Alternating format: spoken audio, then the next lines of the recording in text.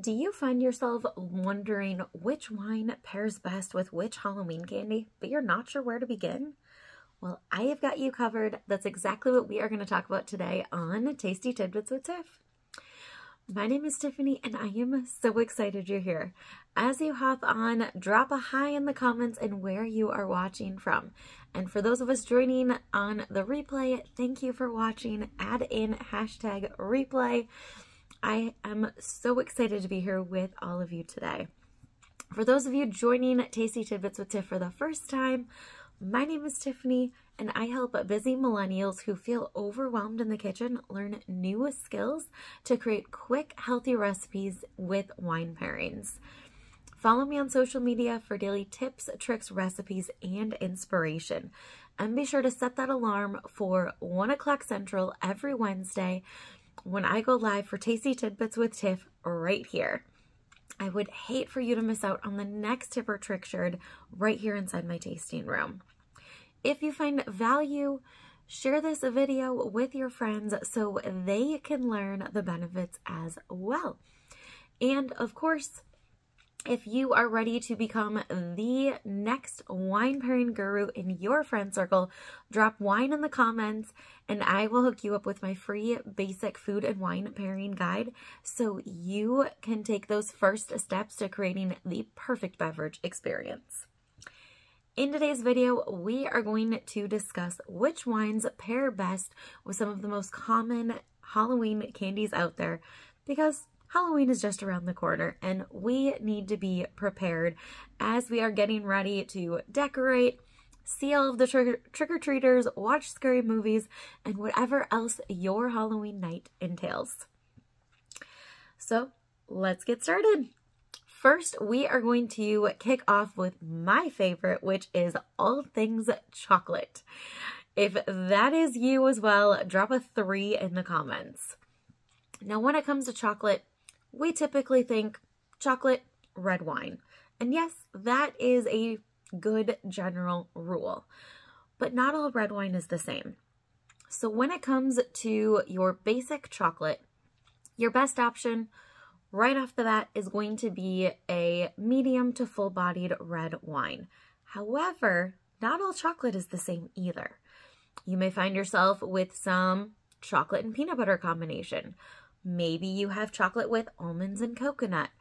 Maybe you have chocolate with mint, vanilla, caramel. So many possibilities, and each of those is going to influence which red wine you grab to go along with it. So when it comes to chocolate, one thing to look at is it's a very high fat and oil content.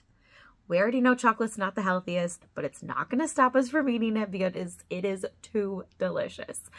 But we want to have a wine that is going to match that high content, and that is where the red wine comes in. The high tannins in red wine, so that's what causes your mouth to pucker, the dryness in red wine, similar to what eating a tart cranberry would do. They also have tannins. Those high tannins are what helps with the high fat content in the chocolate to make them such a perfect pairing. So with chocolate, we're going to take a look at first the peanut butter combination, which is one of my personal favorites. With the peanut butter filling, with or without the actual nuts, we want to have a wine that is going to match that creaminess without overpowering the nuttiness in the wine. So your best option to go along with these chocolate peanut butter combos are going to be typically a full-bodied red wine. You could do a medium, but we want to have a more full-bodied red wine such as a Syrah, or for my Australian friends out there, a Shiraz. Apparently we say it weird here in America. I think it's the other way, but hey, it is what it is. So a Syrah or a Pinotage is going to be a great option to go along with the chocolate peanut butter combinations. Now you might also find yourself with chocolate that has some almond and coconut in there, which is one of my dad's personal favorites. With this, we want to have an aromatic white. Yes, white wine can go with chocolate depending on what is inside and paired with it, or a light-bodied red.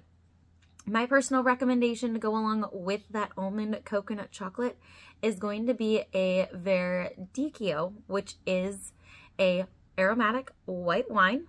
And this typically has some lemon notes as well as very strong almond flavors. So it's going to accent the almond flavor in that chocolate and make it a perfect, well-rounded, balanced combination. And lastly, we will look at those mint chocolates. Now with the mint, because that is so overpowering on its own, we need to have a full-bodied red wine to match that power of flavor. So your best option to go along with mint chocolate is going to be a Cabernet Sauvignon or a Merlot, both of which are fairly common red wines to find in your local liquor store or at your local winery. Now, before we jump into some fruity and more classic options, I want to know, what is your favorite Halloween candy? Drop it in the comments below. I look forward to reading these and sharing my expertise and helping you pick out the perfect wine to go along with that so you can have the best Halloween season ever. So some fruity options, fruit chews, think Starburst, Skittles, anything along those fruity flavors. You want to have a wine that is going to match the sweetness and those flavors. So think orange fruit, orange wine, or something with strawberry, raspberry, cherry. You want to have a wine that's going to match those berry flavors as well. For just in general, you're going to want an aromatic white wine that's going to do this. They typically have some citrus notes, plus or minus some berry notes. A great option that's going to go along with all of those fruit chews would be a Pinot Gris or a Riesling. These can come in off-dry to sweet varieties, so you're able to pick what your personal preference is on that dryness scale, but they're going to have excellent notes that are going to pair very well with the fruitiness in the candy. Now, you may also find yourself with some licorice this Halloween season. Red licorice, having those strong notes of cherry, you're going to want to have a medium or full-bodied red wine to match those cherry notes, such as a Cabernet Sauvignon, which has very strong black cherry notes already in the wine. That's going to match the red licorice very well. Now, black licorice, on the other hand, you need to have a full-bodied red wine to match the intensity of that black licorice flavor. So your best options for that is going to be a Tempranillo or a Merlot, both of which come with fruity, but also that hint of spice to pair along with the black licorice flavors. And everyone's favorite, or maybe not so favorite, would be candy corn. Now, if you love candy corn, drop a 4 in the comments. If you are not team candy corn, drop a 2. I'm curious where everyone stands, because this tends to be a hit or miss. If you are team candy corn, the best wine to go along with that is going to be an aromatic white wine, such as a Chardonnay, to match the vanilla butter notes of the candy corn. You could also go with a sparkling white wine, such as a Prosecco, to match not just the sweetness, but also the bubbles in the Prosecco are going to add even more intensity to those buttery notes inside the candy corn. And with all things pumpkin, because it is pumpkin season after all, if you love pumpkin season, drop a 2 in the comments. Pumpkin season is my personal favorite season. When it comes to pumpkin, you want an aromatic white wine that is going to bring out the sweetness, also accent the baking spice notes with those pumpkin desserts. Your best option is going to be a Viognier. This white wine typically has notes of peach and honey, but it also works really well to accent those cinnamon notes inside those pumpkin desserts. Now, if you're ready to keep this momentum going, create your perfect beverage experience, go ahead, comment wine, and I will hook you up with my free food and wine pairing guide. Also, 3 tips for you. Number 1, typically red with red and white with white. Red with red wine with your red meats, red tomato-based sauces, white wine with your white meats and white creamy garlic-based sauces. You also want to consider your sides and seasonings, which is number 2, because these are going to influence which wines pair best with the entire dish as a whole. Don't just look at the main course. And number 3, sweet likes heat. So if you find yourself enjoying spicy cuisine such as Mexican, Indian, and curry, you want to have a sweet wine that is going to accent the flavors without the spice.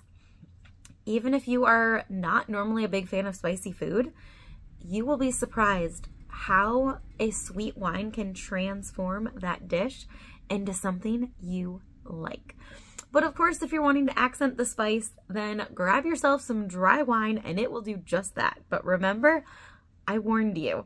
So don't be alarmed or surprised when that food suddenly gets even spicier. Drop wine in the comments if you are ready to grab your copy of my free food and wine pairing guide. And be sure to drop your favorite Halloween candy down there as well. And I will share my personal expertise on which wine is going to go best with that candy. Enjoy!